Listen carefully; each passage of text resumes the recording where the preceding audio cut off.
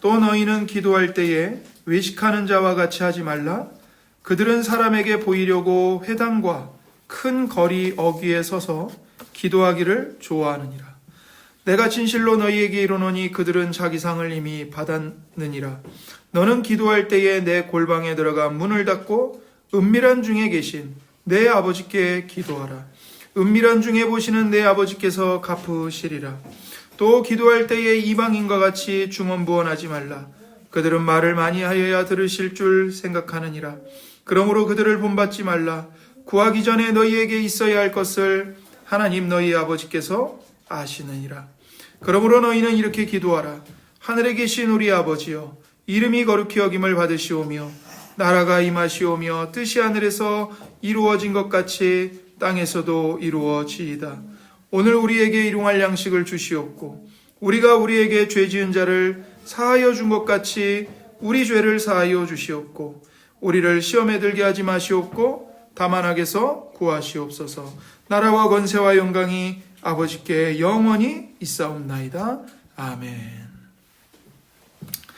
우리 하이델베르크 교리문답 제117문입니다. 제가 질문을 읽으면 여러분께서 답을 읽어주시기 바랍니다.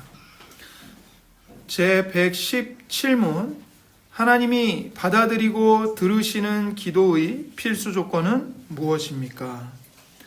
첫째, 우리는 마음으로 말씀 가운데 자신을 나타내신 유일한 참된 하나님께만 그분이 우리에게 구하도록 명하신 모든 것을 기도해야 합니다.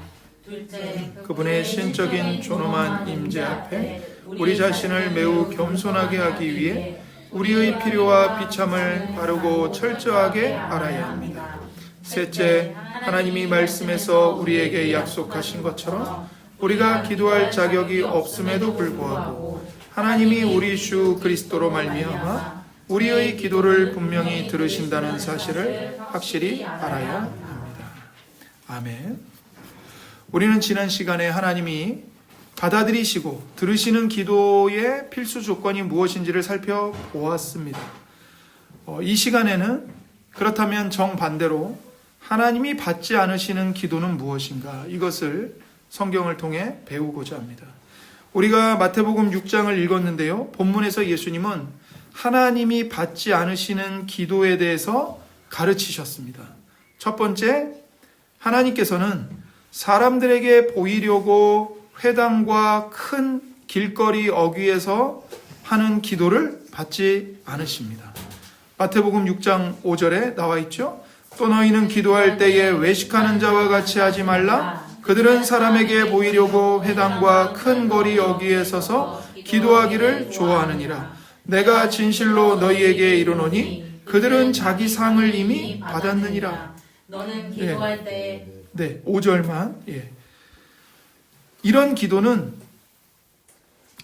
골방에서 기도하는 것, 은밀한 중에 계신 아버지께서 골방에서 기도하는 것을 들으신다는 사실을 모르는 이 외식하는 사람의 기도인 것입니다. 그러니까 사람에게 보이려고 하는 기도, 그런 기도를 하나님은 듣지 않으신다는 거죠.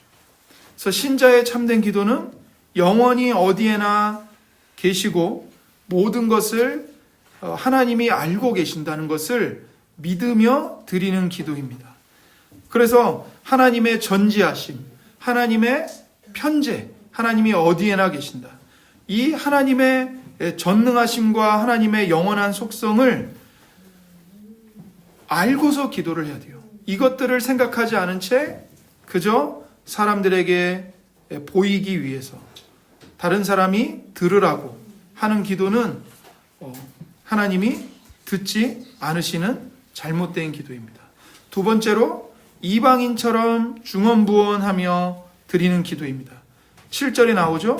또 기도할 때에 이방인과 같이 중언부언하지 말라. 그들은 말을 많이 하여야 들으실 줄 생각하느니라. 이방인들은 사람 냄새가 나는, 인간 냄새가 나는 신들을 만들어내고 그 앞에서 기도를 드립니다. 그래서 그들은 말을 많이 하거나 소리를 지르고 피가 흐르기까지 자신의 몸을 상하게 하고 학대하면서 기도해야 그것이 신이 받는 정성이 되고 열심이 되어서 신이 자신들의 기도를 듣고 응답을 한다고 잘못된 생각을 하는 거죠.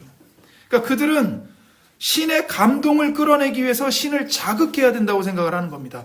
거기에 관심이 있어요. 하지만 예수님은 분명하게 말씀하세요. 아무리 열심히 기도해도, 아무리 말을 많이 해도 하나님의 뜻에 맞지 않다면 그 기도는 오히려 하나님의 영광을 짓밟는 행위에 불과하다.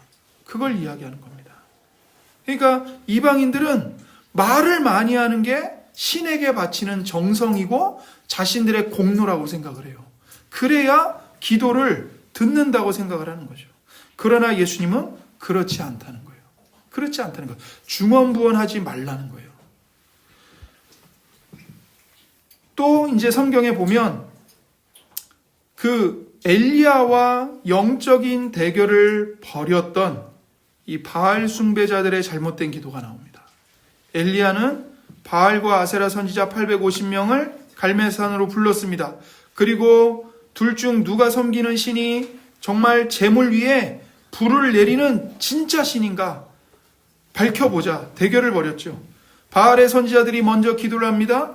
그들은 아침부터 낮까지 바알의 이름을 부르며 응답해달라고 빌었습니다. 그러나 아무 반응이 없어요. 그러자 그들은 그 쌓은 제단 주위에서 막 뛰노는 겁니다. 막 펄쩍펄쩍 뛰면서 기도를 하는 거예요. 왜 그렇게 해요? 그래야 신이 감동을 받는다고 생각을 하는 거예요. 그러자 엘리야가 그들을 조롱합니다. 열왕기상 18장 27절에 정오에 이르러는 엘리야가 그들을 조롱하여 이르되 큰 소리로 부르라. 그는 신인즉 묵상하고 있는지, 혹은 그가 잠깐 나갔는지, 혹은 그가 길을 행하는지, 혹은 그가 잠이 들어서 깨워야 할 것인지 하며 조롱하는 거예요. 야, 니네가 아무리 크게 소리 질러도 바알 신이 못 듣나 보다. 생각에 빠져 있는지, 어디 바깥에 나갔는지, 길을 걸어가고 있는지, 혹은 잠들어가지고 깨워야 하는지 더 크게 소리를 질러라. 조롱을 하는 거예요. 그러자 그들이 어떻게 했습니까? 28절에 이에 그들이 큰 소리로 부르고 그들의 규례를 따라 피가 흐르기까지 칼과 창으로 그들의 몸을 상하게 하더라. 여러분 보세요. 이게 무당들이 하는 짓과 똑같습니다. 똑같아요. 무당들만이 아니고요. 그런 다른 종교들에서 하는 것과 똑같아요. 하지만 그들이 그렇게 미친 듯이 떠들고 심지어는 칼로 자기 몸을 그으면서 피를 내고 그 몸을 상하게 하는데도 아무 반응이 없는 겁니다. 아무 반응이 없어요. 그래서 29절에 보면 이같이 하여 정오가 지났고 그들이 미친 듯이 떠들어 저녁 소재 드릴 때까지 이르렀으나 아무 소리도 없고 응답하는 자나 돌아가는 자가 아무도 없더라. 아침부터 저녁까지 하루 종일 미친 듯이 떠들고 발광을 했는데 아무 소리도 없고요. 응답하는 신도 없고 돌아보는 신도 없어요. 여러분, 이렇게 아무리 큰 소리로 불러도 듣지 못하는 신은 진정한 신이 아닙니다. 어디 잠깐 나가느라고, 잠을 자느라고 딴 생각에 빠져서 추종자들의 소리를 못 듣는 신이 어떻게 신입니까? 그 신은 장소와 한계에 갇힌 유한한 존재일 뿐인 거죠. 몸에 피가 흐르기까지 칼과 창으로 몸을 상하게 하고 자극해야만 응답을 한다면 그 신은 가학적인 신이고 변태적인 신인 겁니다. 그러니까 정상적인 거룩한 신이 아닌 거예요. 저녁 소재가 되어서야 이제 엘리야가 하나님께 기도를 드립니다. 이렇게 기도드려요. 36, 37절 저녁 소재 드릴 때에 이르러 선지자 엘리야가 나아가서 말하되 아브라함과 이삭과 이스라엘의 하나님 여호와여 주께서 이스라엘 중에서 하나님이신 것과 내가 주의 종인 것과 내가 주의 말씀대로 이 모든 일을 행하는 것을 오늘 알게 하옵소서. 여호와여 내게 응답하옵소서. 내게 응답하옵소서. 이 백성에게 주 여호와는 하나님이신 것과 주는 그들의 마음을 되돌이키심을 알게 하옵소서. 아멘. 엘리야가 이렇게 기도하자 그 기도를 하나님이 들으시고 강력한 불을 하늘로부터 내리셔서 번제물과 그 엘리야가 쏟아부은 그 물들, 번제물을 다 적시고 심지어 제단을 다 적시고 제단 주위에 도랑까지 파서 물을 가득 채웠는데 그 물까지 다 싹 다 태워버렸어요. 하나님이. 보세요. 참 하나님은 큰 소리를 지르지 않아도 열광적으로 뛰놀지 않아도 피 흘림이나 상함이 없어도 응답하십니다. 하나님은 천지와 만물을 만드신 하나님이시죠. 그래서 피조물의 아주 작은 신음소리, 어린 아이의 이 분명하지 않은 말들과 신음소리까지 다 들으시고 응답하시는 살아계신 하나님이신 겁니다. 그래서 엘리야가 이 기도를 드렸는데요. 여러분 이 기도를 자세히 보면요. 우리가 함께 읽은 하이델베르크 교리문답 117문에서 가르치는 것과 같이 엘리야가 기도를 합니다. 그러니까 말씀 가운데 자신을 나타내신 유일한 참된 하나님께만 엘리야는 기도합니다. 36절에 선지자 엘리야가 나아가서 말하되 아브라함과 이삭과 이스라엘의 하나님 여호와여. 그러니까 엘리야는 하나님이 누구신지를 명확하게 알고 있어요. 하나님은 우리 조상 아브라함과 이삭과 이스라엘에게 나타내시고 계시하시고 말씀하신 하나님이십니다. 말씀 가운데 자신을 나타내시고 말씀 가운데 사람들을 불러 하나님의 백성으로 구원하신 유일하신 참된 하나님께만 엘리야는 기도하는 거예요. 하나님을 명확하게 알고 기도하는 거죠. 엘리야는 하나님 앞에서 거친 행동을 하지 않습니다. 자극적인 말로 큰 소리로 시위를 벌이지 않아요. 그저 자신이 섬기는 하나님이 진정한 신이시고 유일한 신이시며 살아계신 하나님이심을 모든 사람이 알게 해달라고 기도합니다. 36절에 주께서 이스라엘 중에서 하나님이신 것과 내가 주의 종인 것과 내가 주의 말씀대로 이 모든 일을 행하는 것을 오늘 알게 하옵소서. 이방인들은 신을 자극하기 위해서 신의 마음을 되돌리기 위해서 중언부언하고 뛰놀고 몸까지 상하게 하고 피를 흘리지만 참된 신자들은 전능하신 능력과 크신 사랑을 지니신 하나님과 자기 자신들이 어떤 인격적인 관계를 맺고 있는가를 알고 그 하나님의 말씀대로 진실하게 간구합니다. 엘리야는 하나님 앞에 우리의 필요와 비참함이 뭔지를 바르고 철저하게 알았고요. 하나님이 말씀에서 우리들에게 약속하신 것처럼 우리가 기도할 자격이 없음에도 불구하고 하나님이 우리의 기도를 분명히 들으신다는 사실을 확실히 알고 기도했어요. 37절에 보시면 여호와여 내게 응답하옵소서. 내게 응답하옵소서. 이게 뭐죠?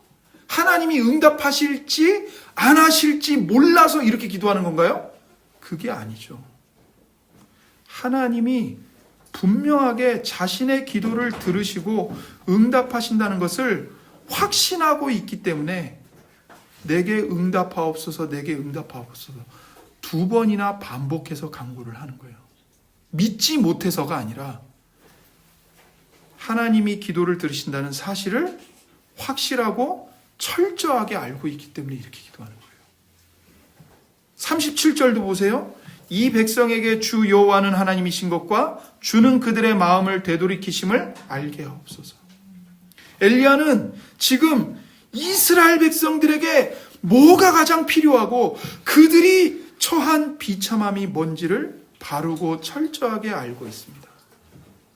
하나님을 떠난 것이 사람의 비참함입니다. 그러면 그들에게 정말 가장 필요한 일은 뭘까요? 하나님께로 그들의 마음을 되돌이키는 것이 가장 필요한 일이죠. 그러니까 그걸 구하는 거예요. 그것을. 그래서 엘리야는 하나님이 기뻐하시는 바를 명확하게 알고 그것을 이루어 주시기를 기도하는 겁니다. 이것이 바로 하나님이 들으시는 기도입니다. 이제 누가복음 11장 5절부터 13절에 기록된 예수님의 말씀을 한번 보겠습니다. 여기에서도 기도에 관해서 예수님이 우리에게 중요한 가르침을 주십니다. 5절부터 10절인데요. 또 이르시되 너희 중에 누가 벗이 있는데 밤중에 그에게 가서 말하기를 벗이여 떡 세 덩이를 내게 구워달라. 내 벗이 여행 중에 내게 왔으나 내가 먹을 것이 없노라 하면 그가 안에서 대답하여 이르되 나를 괴롭게 하지 말라. 문이 이미 닫혔고 아이들이 나와 함께 침실에 누웠으니 일어나 내게 줄 수가 없노라 하겠느냐. 내가 너희에게 말하노니 비록 벗됨으로 인하여서는 일어나서 주지 아니할지라도 그 간청함을 인하여 일어나 그 요구대로 주리라. 내가 또 너희에게 이르노니 구하라 그러면 너희에게 주실 것이요 찾으라 그러면 찾아낼 것이요 문을 두드리라 그러면 너희에게 열릴 것이니 구하는 이마다 받을 것이요 찾는 이는 찾아낼 것이요 두드리는 이에게는 열릴 것이니라. 지금 예수님은 한 이야기를 들려주세요. 밤중에 어떤 사람이 친구를 찾아가서 떡 세 덩이를 구워달라고 말을 합니다. 그런데 이 두 사람이 친구잖아요. 그러니까 벗이잖아요. 벗됨, 친구됨을 인해서는 주지 않을지 몰라도 그 간청함 때문에 줄 것이라고 예수님이 말씀하셨어요. 그러면서 말씀하십니다. 하나님께 구하면 주실 것이고 찾으면 찾아낼 것이고 문을 두드리면 열릴 것이라고 알려주셨어요. 여러분 여기까지만 보면 예수님이 너희도 이 사람처럼 간절히 간청해서 하나님께 원하는 바를 얻어내라 이렇게 말씀하시는 것처럼 보이죠. 근데 중요한 건 그게 아니에요. 이어지는 구절을 보세요. 11절부터 13절. 너희 중에 아버지 된 자로서 누가 아들이 생선을 달라 하는데 생선 대신에 뱀을 주며 알을 달라 하는데 전갈을 주겠느냐. 너희가 악할지라도 좋은 것을 자식에게 줄 줄 알거든 하물며 너희 하늘 아버지께서 구하는 자에게 성령을 주시지 않겠느냐 하시니라. 여기서 정말 중요한 말이 뭐예요? 하물며예요. 하물며. 예수님의 진짜 교훈은 여기 있다고요. 13절에 이 하물며 너희 하늘 아버지께서 이거예요. 여러분 악한 사람도 자기 자식에게는 좋은 걸 줄 줄 알아요. 사기꾼도 도둑놈도 학살자도 폭군도 자기 자식에게는 좋은 걸 준다니까요. 근데 하물며 하늘에 계신 너희 하늘 아버지께서는 어떠하시겠냐고 예수님이 오히려 반문하시는 거예요. 사람들은 친구이기 때문이 아니라 간청을 하고 잠을 못 자게 하고 자기를 힘들게 하니까 그걸 못 이겨서 줘요. 주기 싫은데 너무 괴롭게 하니까 주는 거예요. 하지만 하나님은 그런 게 아니라는 거예요. 하나님은 하나님과 우리가 아버지와 자식이라는 관계를 맺었기 때문에 응답하신다는 거죠. 하나님은 우리를 자녀 삼으셨어요. 하나님은 우리의 아버지세요. 그러니까 하나님이 자녀된 우리를 사랑하셔서 사랑하시기 때문에 우리의 기도에 응답하시는 아버지이시라는 겁니다. 따라서 이 본문은 절대로 이방인처럼 중언부언하고 소위 하나님의 보좌를 흔들고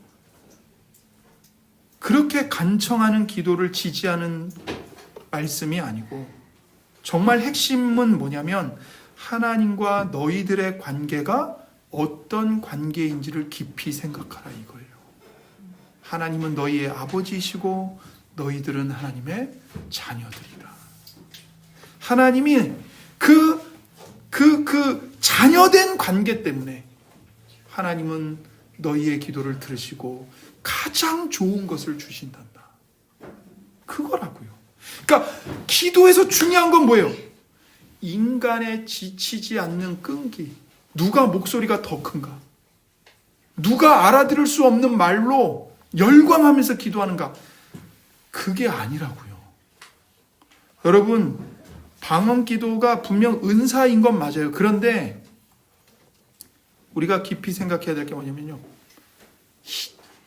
그러니까 웃기게도 방언은 기독교에만 있는 현상이 아니고 모든 종교에 다 있어요. 불교에도 방언이 있어요. 심지어 이슬람 교도들도 방언을 해요. 유대인들도 방언을 해요. 힌두교 사람들도 방언을 해요. 기독교에만 있는 게 아니에요, 방언이. 그러니까 기도의 정말 중요한 핵심은 뭐냐면 하나님과 우리의 이 관계, 이 단단한 관계가 근거인 겁니다. 누가복음 18장 1절에서 8절을 보겠습니다. 예수께서 그들에게 항상 기도하고 낙심하지 말아야 할 것을 비유로 말씀하여 이르시되 어떤 도시에 하나님을 두려워하지 않고 사람을 무시하는 한 재판장이 있는데 그 도시에 한 과부가 있어 자주 그에게 가서 내 원수에 대한 나의 원한을 풀어주소서 하되 그가 얼마 동안 듣지 아니하다가 후에 속으로 생각하되 내가 하나님을 두려워하지 않고 사람을 무시하나 이 과부가 나를 번거롭게 하니 내가 그 원한을 풀어주리라. 그렇지 않으면 늘 와서 나를 괴롭게 하리라 하였느니라. 주께서 또 이르시되 불의한 재판장이 말한 것을 들으라. 하물며 하나님께서 그 밤낮 부르짖는 택하신 자들의 원한을 풀어주지 아니하시겠느냐. 그들에게 오래 참으시겠느냐. 내가 너희에게 이르노니 속히 그 원한을 풀어주시리라. 그러나 인자가 올 때에 세상에서 믿음을 보겠느냐 하시니라. 이 말씀도요, 결국에는 하나님과 우리의 관계가 얼마나 중요한지를 얘기하는 거예요. 예수님의 말씀에 등장하는 재판장, 이 재판장이 과부의 청을 들어줍니다. 왜 들어주죠? 안 들어주면 계속 와서 자기를 괴롭힐 것 같아서 어쩔 수 없이 그 원한을 풀어줘요. 여기서도 누가복음 11장처럼 중요한 게 뭐예요? 하물며 하나님께서. 이거예요. 하물며 하나님께서 그 밤낮 부르짖는 택하신 자들의 원한을 풀어주지 아니하시겠느냐. 그들에게 오래 참으시겠느냐. 이 말씀이 무슨 뜻이에요? 하나님을 두려워하지 않고 사람을 무시하는 불의한 재판장이 과부가 계속 자기를 괴롭힐까봐 원한을 풀어주지만 하나님은 그런 분이 아니라는 거예요. 하나님은 우리가 하나님을 계속 괴롭힐까봐 들어주기 싫은데 들어주시는 분이 아니고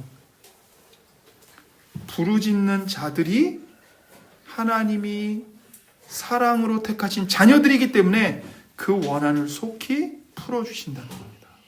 사람들은 간청하는 사람과 관계를 보지 않아요. 그냥 자기가 힘든 게 싫어서 들어줘요. 그러나 하나님은 그런 분이 아니에요. 우리와의 관계에 주목하십니다. 하나님은 우리의 아버지이십니다. 그러므로 우리는 항상 기도하고 낭망하지 말아야 돼요. 무슨 과부처럼 하나님께 나가서 끈질기게 말해갖고 하나님을 응답하게 만듭시다. 예수님은 그런 뜻으로 지금 이 말씀을 하신 게 아니라고요. 기도에서 중요한 것은 무엇이라고요? 하나님과 우리 사이의 관계다. 이걸 잊지 말아라. 이거예요. 열왕기상 3장에 솔로몬이 하나님께 드린 1000번제가 나오는데 이것도 오해를 많이 합니다. 솔로몬이 하나님께 1000번제를 드렸더니 밤에 여호와께서 솔로몬의 꿈에 나타나서 내가 너에게 무엇을 줄고 너는 구하라 말씀하세요. 그런데 이 1000번제를 오해하는 사람들이 많아요. 여러분, 1000번제는 1000개의 제물을 한 번에 태워드렸다는 뜻입니다. 1000번제가 뭐라고요? 1000개의 제물을 한 번에 태워드렸다는 뜻이에요. 1000번째의 횟수나 차례로 드렸다는 뜻이 아닙니다. 그러니까 1000번째 할 때 이 번자는 태울 번자예요. 그러니까 번제라는 것 자체가 제물을 하나님께 태워서 드리는 제사라는 뜻이에요. 그래서 일천 번제할 때도 이 번자는 태울 번자예요. 차례 번자가 아니에요. 성경의 번제라는 말 자체가 태워서 드리는 제사라는 뜻이에요. 근데 많은 이들이 이 태울 번을 차례 번으로 오해를 하는 겁니다. 솔로몬이 번제를 드린 기브온의 산당은요, 규모가 매우 컸어요. 그래서 한 번에 1,000개의 번제를 드릴 수가 있었습니다. 그런데 어떤 교회는 여전히 이것을 왜곡해서 솔로몬이 드린 번제를 1,000번째의 횟수로 해석하고 1,000번의 기도나 헌금을 강요합니다.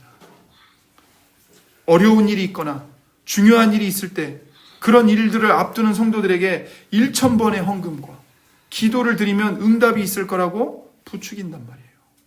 말씀을 왜곡하는 거예요, 이거는. 몰라서 한다고 그러지만 그래서 무지가 위험한 거예요.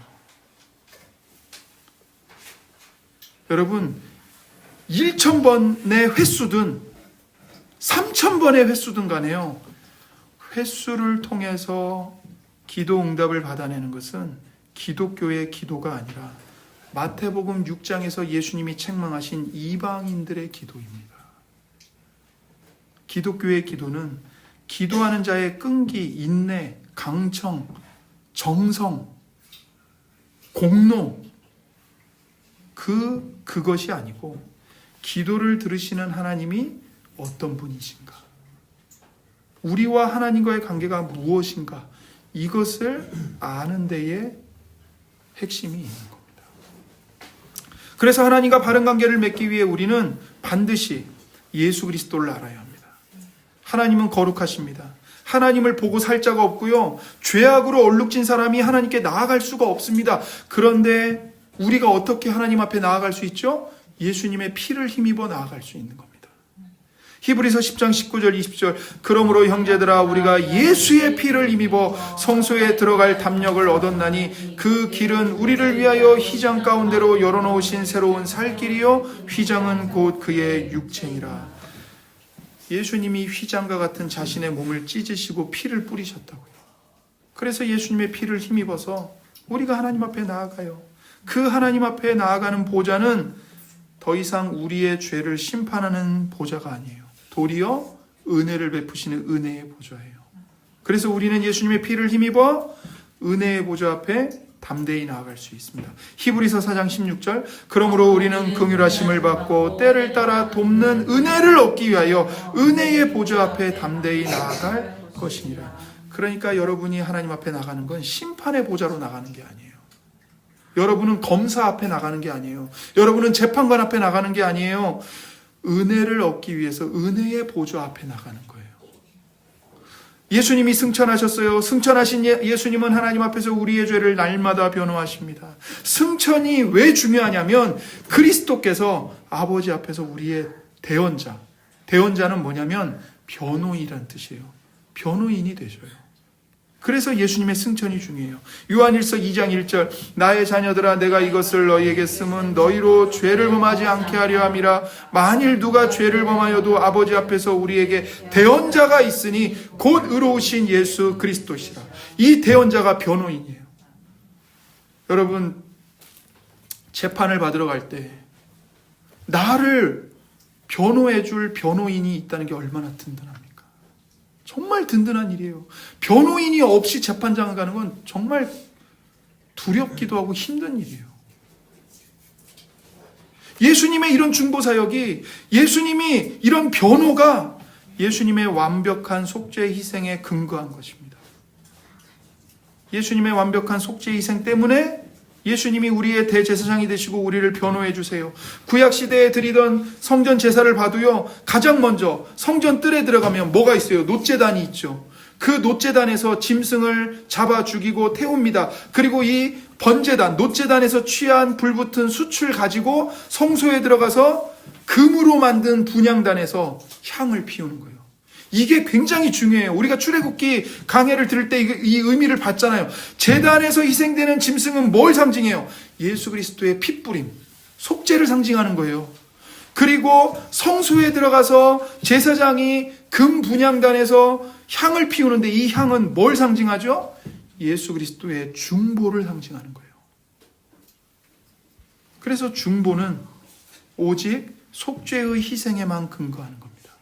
그러니까 부활하신 예수님이 하늘에 올라가셔서 가만히 계시는 게 아니라 날마다 하나님 오른편에서 우리 한 사람 한 사람을 위해서 간구하고 계신다고요. 변호하고 계신다고요.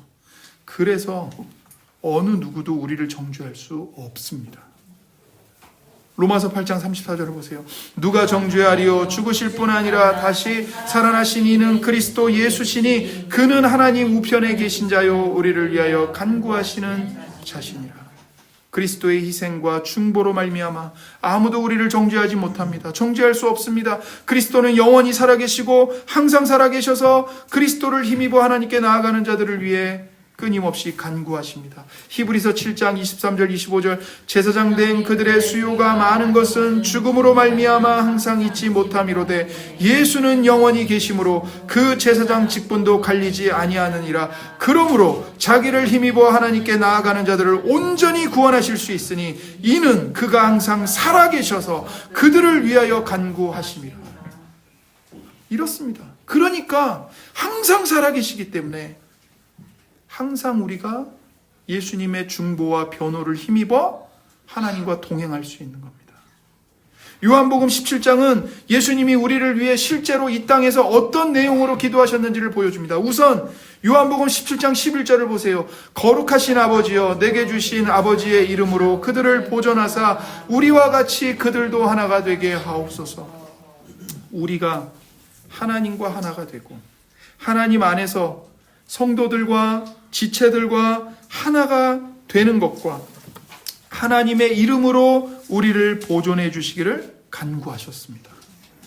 또한 우리가 예수님은 악에 빠지지 않게 간구하셨어요. 15절을 보세요. 내가 비옵는 것은 그들을 세상에서 데려가시기를 위함이 아니요 다만 악에 빠지지 않게 보존하시기를 위함이니이다. 예수님이 우리를 세상에서 데려가시기를 구하는 게 아니고 우리를 진리의 말씀으로 거룩하게 해주시고 악에 빠지지 않도록 보존해 주십시오. 이걸 간구하신 거예요.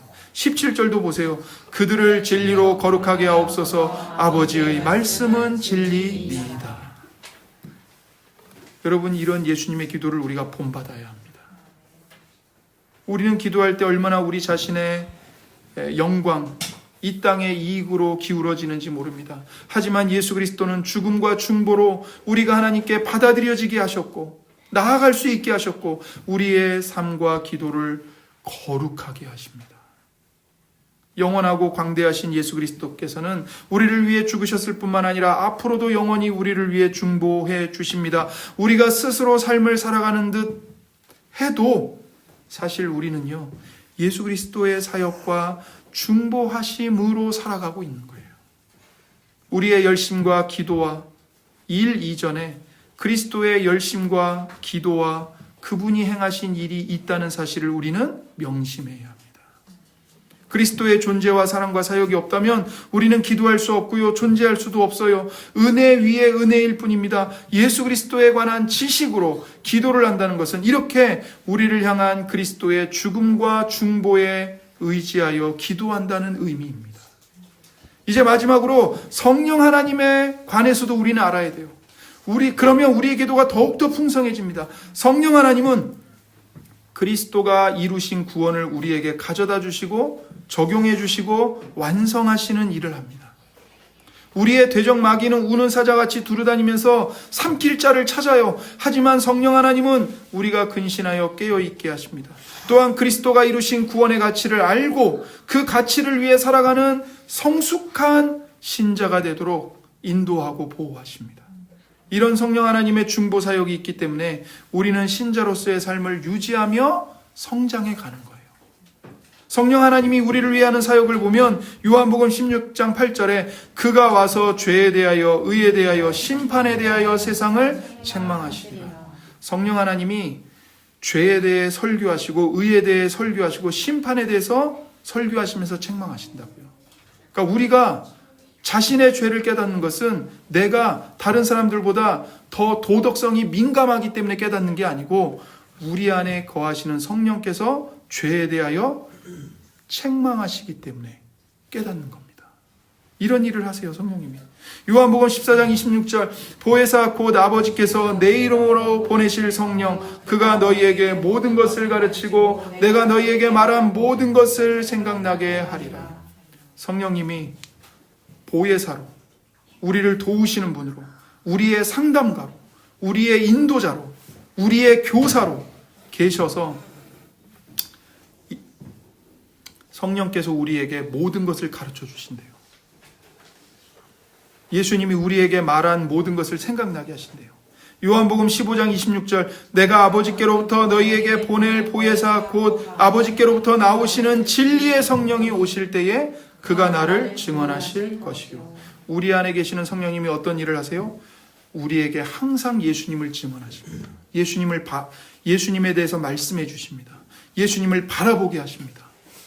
요한복음 16장 13절 14절 그러나 진리의 성령이 오시면 그가 너희를 모든 진리 가운데로 인도하시리니 그가 스스로 말하지 않고 오직 들은 것을 말하며 장래일을 너희에게 알리시리라. 그가 내 영광을 나타내리니 내 것을 가지고 너희에게 알리시겠습니다. 성령께서 스스로 자기 말을 하시는 게 아니라 누구의 것을 가지고 말하신다고요? 예수님의 말씀, 하나님의 말씀을 가지고 우리에게 알려주시고 우리를 모든 진리 가운데로 진리의 성령께서 인도해 가신다는 거예요. 그러니까 성령이 없는 자들은 자신의 소견에 따라서 욕심을 따라 행하고 욕심을 따라 기도합니다. 그러나 성령이 있는 자들은 믿음으로 하나님의 말씀에 따라 행하고 성령으로 기도합니다. 성령으로 기도한다는 것은 무엇이냐면요, 기적을 쫓아다니고 환상을 쫓아다니는 것이 아니에요. 성령이 내주하시는 자답게 기도한다는 의미입니다. 다시 말해 우리가 앞에서 본 성령님이 하시는 그 사역을 따라 성령님께서 하시는 사역, 즉 하나님의 말씀을 가르쳐 주시는 바에 따라서 기도를 드린다는 거죠. 성경 말씀에 따라 드리는 기도가 바로 성령으로 하는 기도입니다. 로마서 8장 26절 27절 이와 같이 성령도 우리의 연약함을 도우시나니 우리는 마땅히 기도할 바를 알지 못하나 오직 성령이 말할 수 없는 탄식으로 우리를 위하여 친히 간구하시느니라. 마음을 살피시는 이가 성령의 생각을 아시나니 이는 성령이 하나님의 뜻대로 성도를 위하여 간구하심이니라. 우리는 눈앞의 필요에 급급하기 쉽습니다. 하지만 영원하시고 광대하시고 모든 것을 아시는 성령 하나님께서 말할 수 없는 탄식으로 우리에게 가장 필요한 바를 위해서 간구하십니다. 그리고 성령이 여기서 오직 성령이 말할 수 없는 탄식으로 우리를 위해 친히 간구하신다고 했는데 이 간구하신다 이 말도 중보하신다는 말과 같은 말이에요. 근데 보세요. 예수님도 우리를 위해 중보하시죠. 성령 하나님도 우리를 위해 중보하시는 거예요. 근데 예수님의 중보와 성령님의 중보에는 차이점이 있어요. 그게 뭐냐면 예수님의 중보에는 우리가 할 수 있는 게 아무것도 없어요. 예수님의 중보는 예수님 혼자 그걸 다 하시는 거예요. 우리가 거기에 더 보태거나 뭘 더 갖다 붙이거나 할 게 없어요. 할 수 있는 게 없어요. 그러나 여기 오직 성령이 말할 수 없는 탄식으로 우리를 위해서 친히 간구하시는 것은 성령께서 우리 속에서 간구하시는 거예요. 그래서 성령님이 뭘 우리에게 요구를 하시냐면 너희도 기도해라. 이걸 요구하시는 거예요. 그러니까 예수님의 중보에는 우리가 더할 간구가 없다고요. 그러나 우리 안에서 탄식하시는 이 성령님의 간구에는 우리가 그 성령님의 간구에 영향을 받아서 그 간구를 힘입어서 우리도 하나님께 기도해야 돼요. 이게 성령의 간구의 중요한 점이에요. 여러분, 이런 하나님이, 이런 성부, 성자, 성령 삼위일체 하나님이 우리와 함께 계신다는 사실을 아는 것이 우리에게 얼마나 큰 위로와 격려가 되는지 모릅니다. 예수 그리스도와 성령 하나님의 중보로 우리는 인생을 담대히 살아갈 수 있습니다. 동기와 목표가 순전하지 못할 때도 하나님께 기도하며 나아갈 수 있어요. 내가 뭘 위해 기도해야 될지 몰라서 방황하는 그때조차도 우리는 하나님께 나아가 기도할 수 있습니다. 하나님이 우리를 구원하시고 우리를 위해 중보하시기 때문에 우리의 부족한 기도도 거룩해집니다. 하나님의 일하심과 도우심이 없다면 우리는 기도를 포함한 아무것도 할 수가 없습니다. 여러분, 인생을 살아갈 때 우리가 그리스도인이라고 해서, 우리가 하나님의 자녀라고 해서 좋은 일들만 생깁니까? 그렇지 않습니다. 때로는 헤어나기 힘들고 숨쉬기조차 힘든 고통스러운 상황을 겪을 때가 있어요. 잠을 못 자는 날이 있다고요.